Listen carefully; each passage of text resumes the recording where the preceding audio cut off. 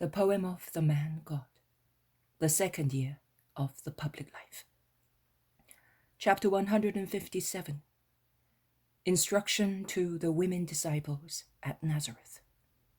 7th of May, 1945. Jesus is still at Nazareth at home. Rather, he is in the old carpenter's shop. The 12 apostles are with him, as well as Mary. Mary, mother of James and Judas, Salome, Susanna, and somebody new, Martha. A really sorrowful Martha, with clear signs of tears below her eyes. A Martha who is lost and frightened at being alone in the presence of other people, and above all of the Lord's mother.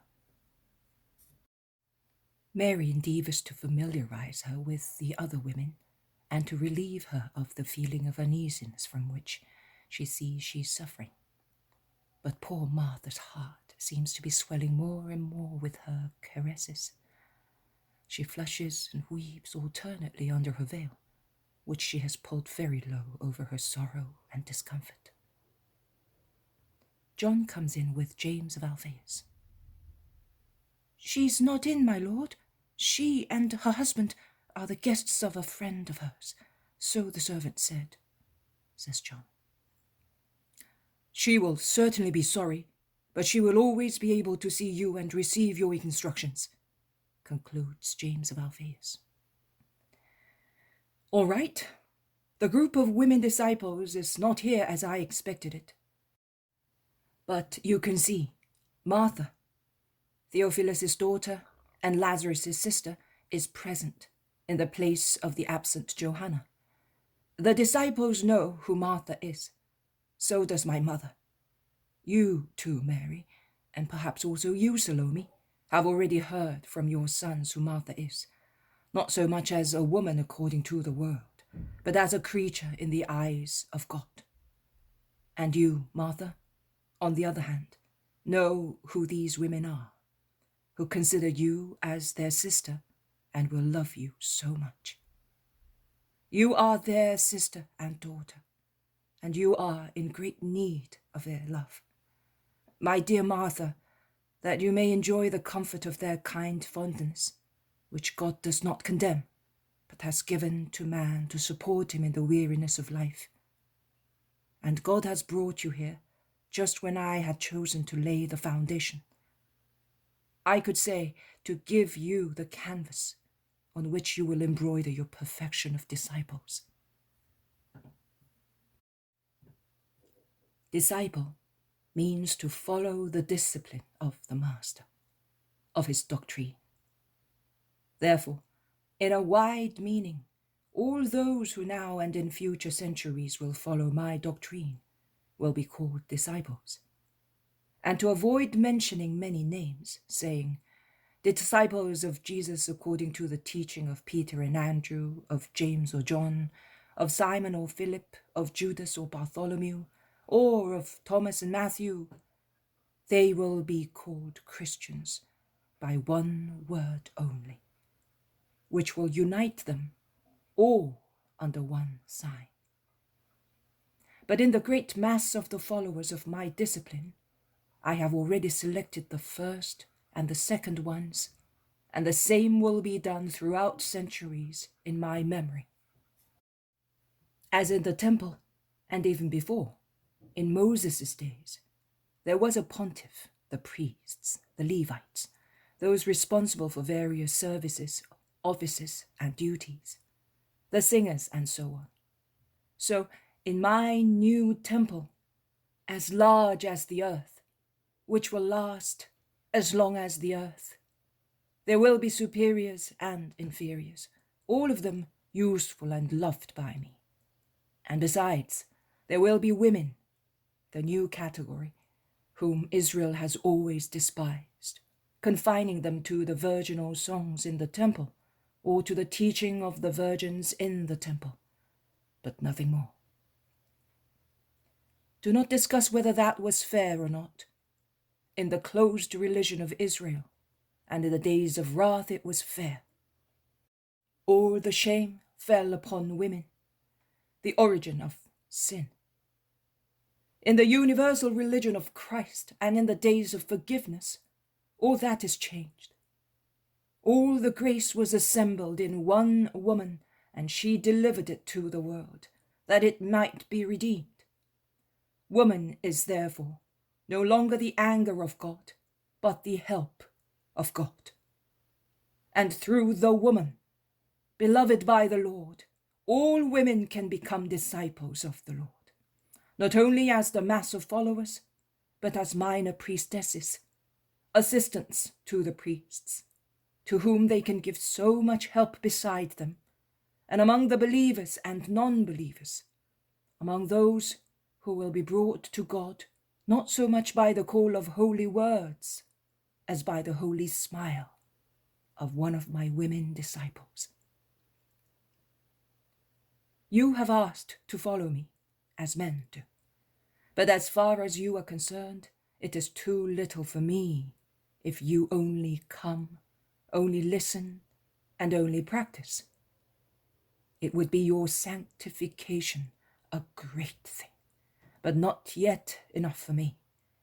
I am the Son of the Absolute One, and I want the Absolute for my beloved ones. I want everything, because I have given everything. Further, not only I exist, there is also the world. This terrible thing, the world. It should be tremendous in holiness, a boundless holiness, in number and power, of the multitude of the children of God. Instead, it is tremendous in wickedness.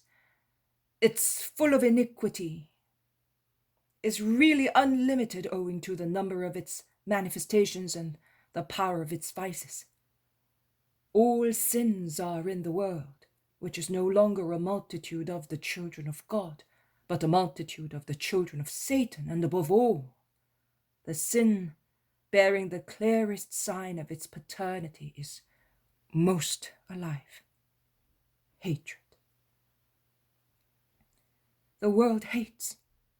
Who hates sees evil even in the most holy things, and wants other people to see evil, even if they do not see it.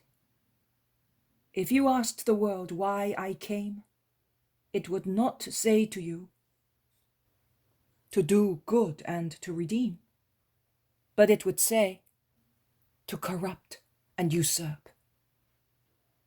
If you asked the world what it thinks of you who follow me, it would not say, you follow him to become holy and give comfort to the Master through holiness and purity.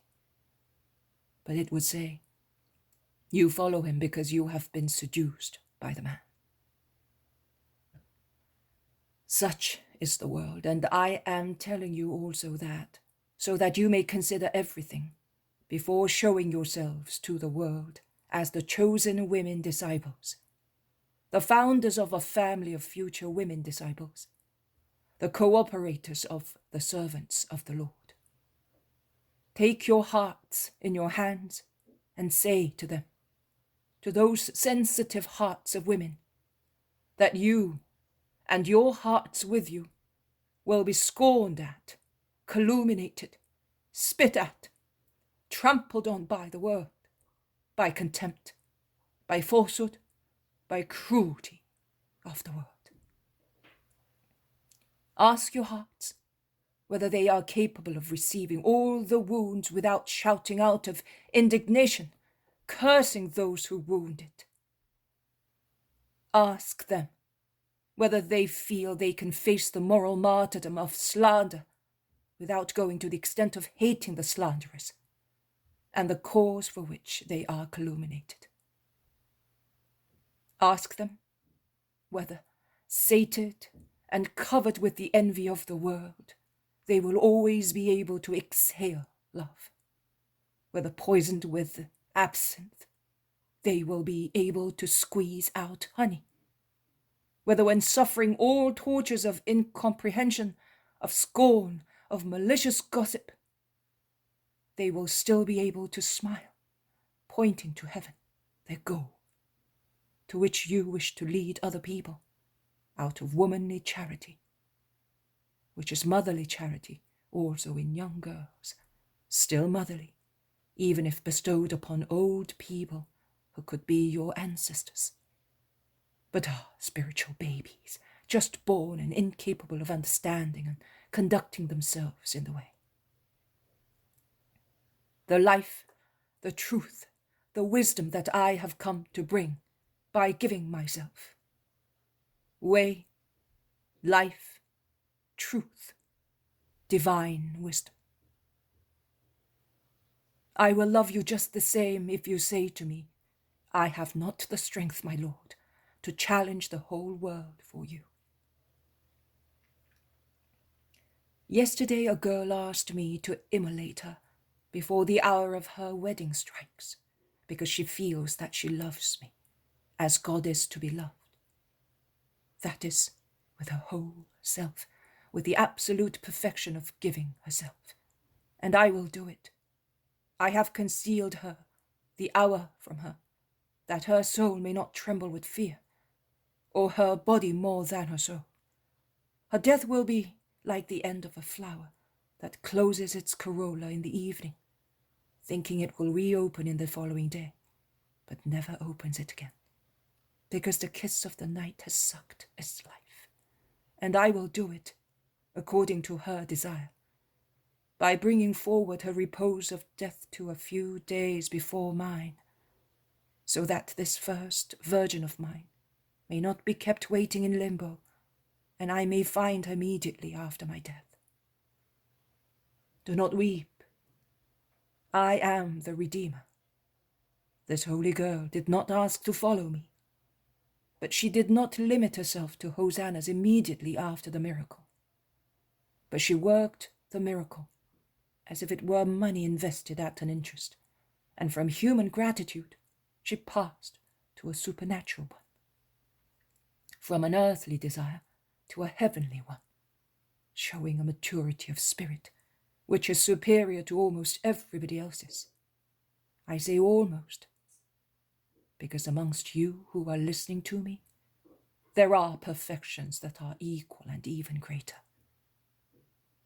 She did not ask to follow me, nay, she showed the desire to accomplish her evolution from a girl to an angel in the secrecy of her abode.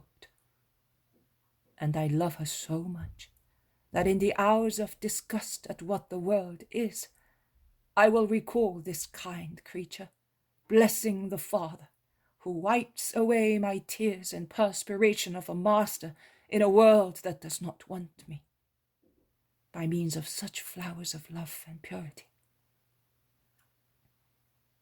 But if you want, if you have the courage to remain the chosen women disciples, behold, I will point out to you the work you have to do to justify your presence and your election near me and near the saints of the Lord. You can do so much amongst your fellow creatures and for the ministers of the Lord. I have already mentioned it to Mary of Alphaeus many months ago. How great is the necessity of a woman near the altar of Christ. The infinite miseries of the world can be cured much more and much better by a woman than by a man, and then taken to a man to be completely cured. Many hearts, particularly of females, will open to you, O women disciples.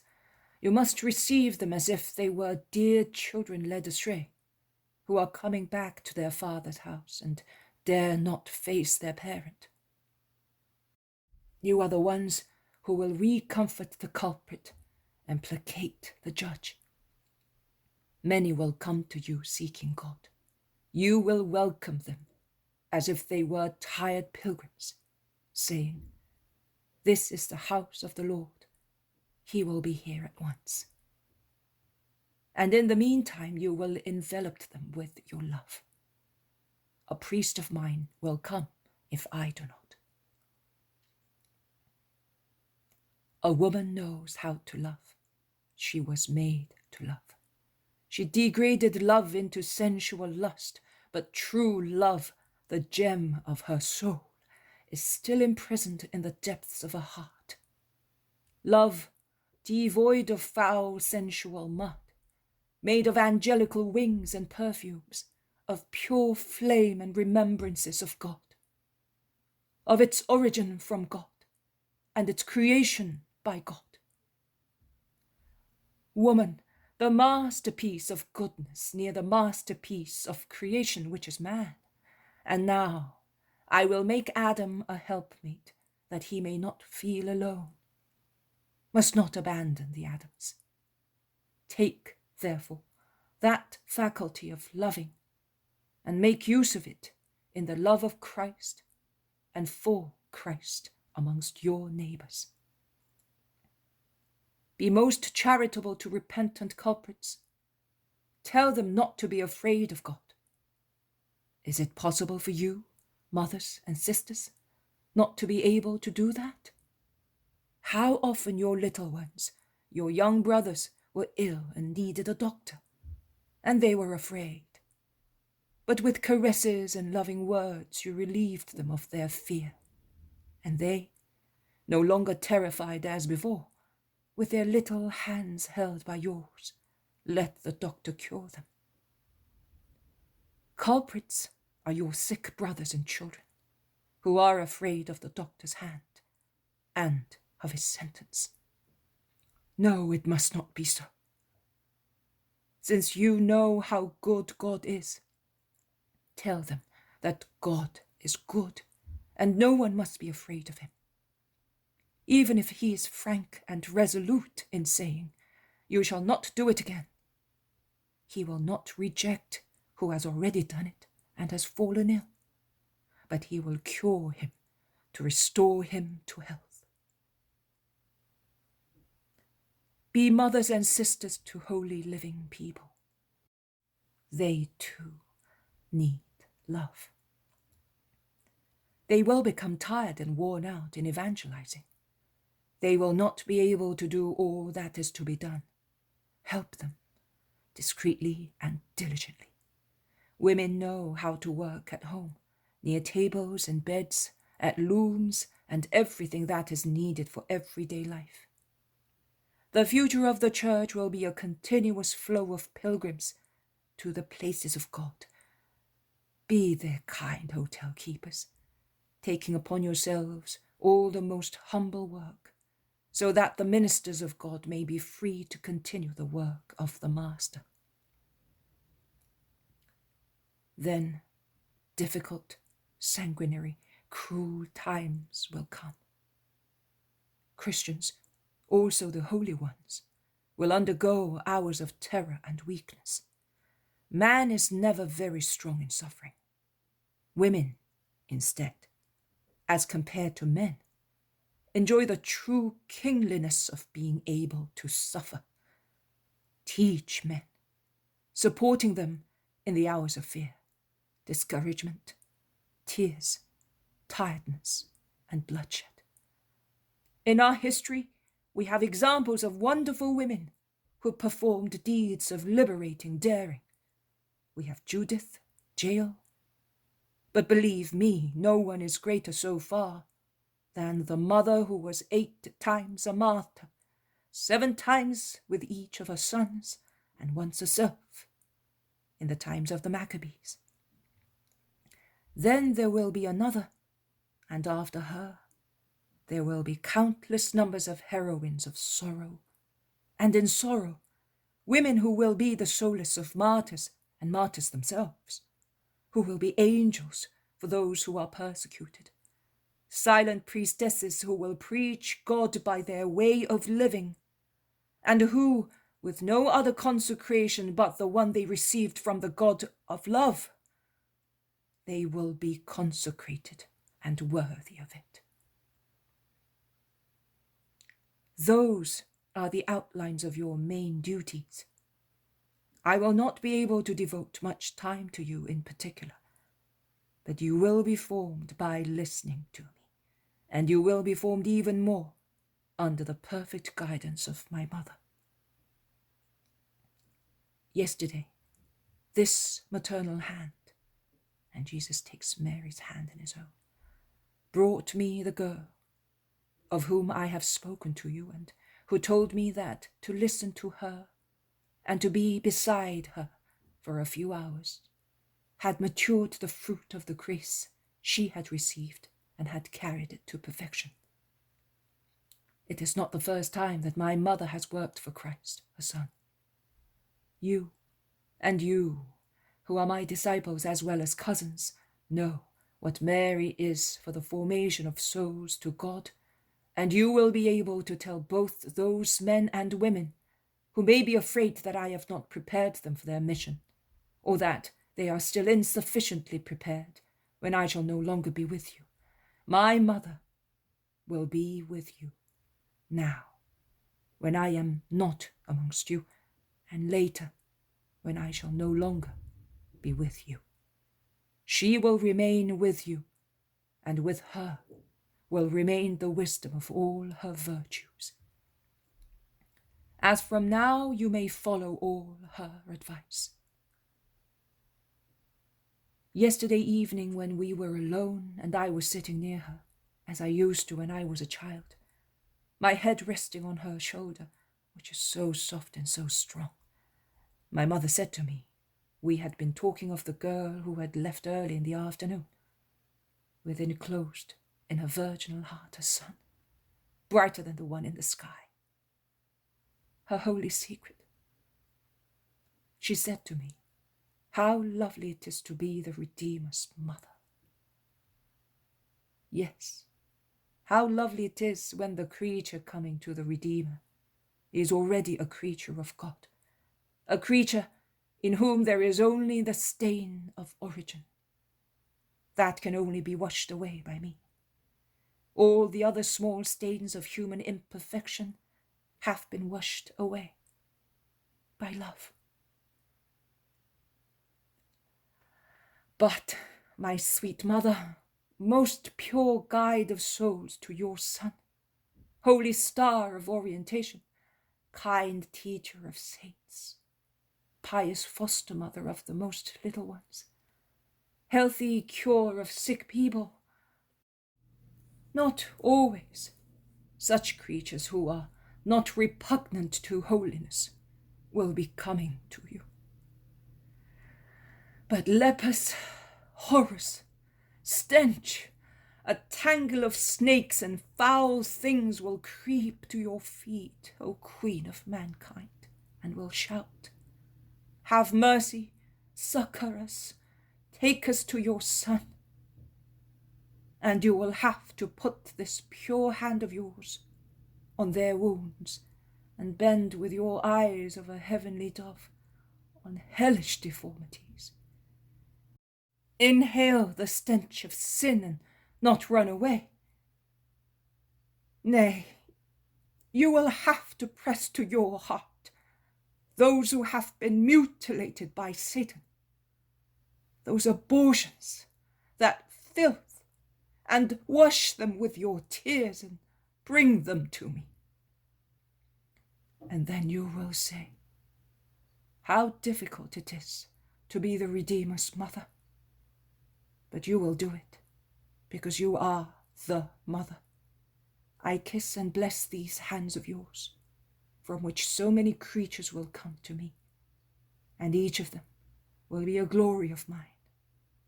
But before mine, it will be a glory of yours, Holy Mother. My dear women disciples, follow the example of my teacher, of the teacher of James and Judas, of everyone who wishes to be formed in grace and wisdom. Follow her word. It is the same as mine, but made sweeter. Nothing is to be added to it, because it is the word of the Mother of Wisdom. And you, my friends, endeavor to acquire the humbleness and firmness of women, and demolishing manly pride, do not despise the women disciples, but mitigate your strength. And I could say also to your hardness and your intolerance, in contact with the kindness of women. And above all, learn from them how to love, to believe, and to suffer for the Lord. Because I solemnly tell you that they, the weak ones, will become the strongest in faith, in love, in daring, in sacrificing themselves for the Master, whom they love with their whole selves, without asking for anything, without pretending anything, satisfied only with loving, to give me solace and joy. Go now to your homes or to the houses where you are guests. I will stay with my mother. God be with you. They all go away except Martha. Martha, you stay here. I have already spoken to your servant. Today it is not Bethany that is giving hospitality, but it is Jesus' little house. Come. You will eat beside Mary and sleep in the little room near hers. The spirit of Joseph, our comfort, will comfort you while you are resting, and tomorrow you will go back to Bethany stronger and more sure of yourself, to prepare women disciples also there, while waiting for the one dearest to me and to you. Do not doubt, Martha. I never promised in vain. But it takes time to turn a desert full of vipers into a heavenly thicket. The first work is not noticed. Nothing seems to have taken place.